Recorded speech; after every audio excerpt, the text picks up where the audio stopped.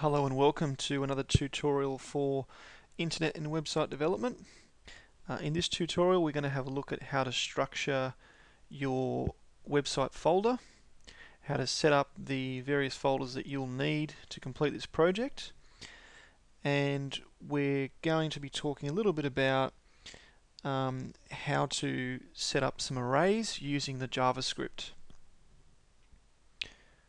Okay, so first of all, just a little bit on the structure. Now you'll have an example project, you'll have your name as your project. Obviously this is just an example. I've used Ronnie's Fruit and Vegetable Store, which I've showed you previously. I've given you a run through of that. So some of these things will be familiar to you already. However, you'll need a CSS file, so your cascading style sheets, an images folder, a JavaScript folder, and of course your index page, which is your main HTML page, and any other pages that you're creating, like your contact page and your About Us. I haven't actually put my images into the folder yet, but I will do so when I've created the rest of them. All of your images go in there, like your background images and anything you're using for your items. And also your report, your social and ethical report, in be it in docx format, will be in this folder as well. Okay, so let's just have a quick look. If I jump into my CSS file, I've got a file called main.cs, which we'll have a look at later, but that's obviously for all of my styling. Now, the differences between what we're doing now with files as opposed to JS Fiddle is that everything is now referenced from our index page. So we have a couple of lines that says I want to use main.css and what we'll see in a minute, main.js, and that's what basically links the main index page to our JavaScript and our CSS. We're going to get to that later when we look at our index page. Today what I want to do is just set up our arrays. So I'll show you how that works. Now you should already be able to just open it with gedit, which is the editor we're using. So right click on that file and open that up. Now you should just see a blank file. I've obviously called mine main.js, and I usually start at the top of my file, which is basically like a header, I guess, with a bit of a description on what we're doing. So your description is going to go in there. I'm not going to spend time doing that at the moment. Obviously your name and the date that it was created. Okay, so whatever the current date is in there. Okay, usually just put it in that sort of format. Alright, so what we want to actually start off doing is making an array. Well, we've already looked at what arrays are, and if you need to reference that and do some examples, there's heaps and heaps of examples on w3schools.com, and so you can use that as a reference to jump back and forth between your file here and that website, and you can of course use other websites as well.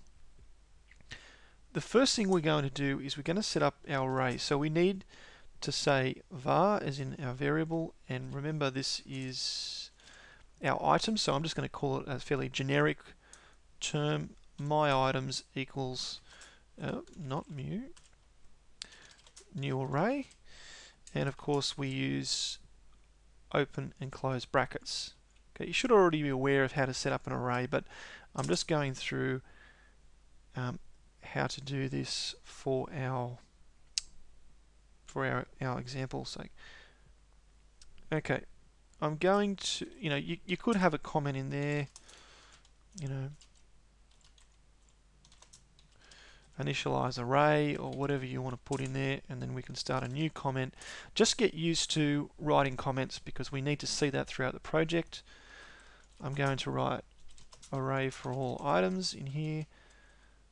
I'm going to start writing the actual array out. Alright, so the first thing we're going to do is, of course, call on our myItems array. Now this is the difference that you're going to see. You need to have every item in the array, or every element in the array, indexed by a number, obviously. Now, the first one is always starts at 0, and I'm actually going to enter in my item code from what I remember my file being. I've actually got this written down, so I'm just going to put in this for now. The item price is at the end. So we've got the item code, the actual item itself, and the item price. That's all on one line at the moment. I just want to put it in an easily, it's basically like a little filing system. It's putting it all of my items one by one down the page. The next item reference is going to be at 1 and 2, 3, 4 and so on, however many items you want to put in. Remembering that it starts at 0. So if you're going to have 10 items, you're obviously going to have 0 to 9, okay, because 0 is the starting item. Just be aware of that.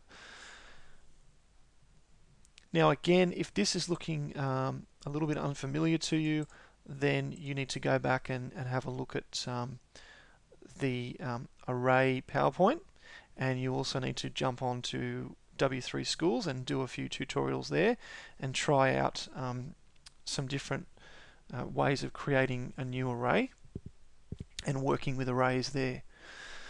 Okay, so the next thing I'm going to do, I've actually prepared my whole list earlier, so I don't need to write everything out. It's just for an example's sake. So I'm actually just going to go back down here and grab the rest of my items, and I'll just place them underneath.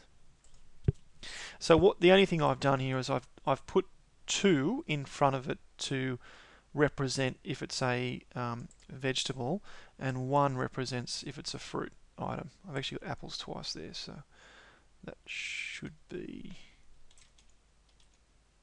bananas. Okay, so we've got all our items in there. The reason why they're not in order is because I want to do a sort on each of these items. I want to show you how that works. So I've just added them all in it's all jumbled up. So what we've actually done, let's just recap. We've firstly what we call initialized our array, which just sets the array up. It tells the computer that I want to make a new array called my items, and then what we're doing here is we're actually I could actually put we're doing we're populating our array. Okay, so populate array for all of our items. That should be with all of our items. We're populating our array, and remember that each array item is referenced with a number. Okay, otherwise the computer doesn't know which one we're talking about.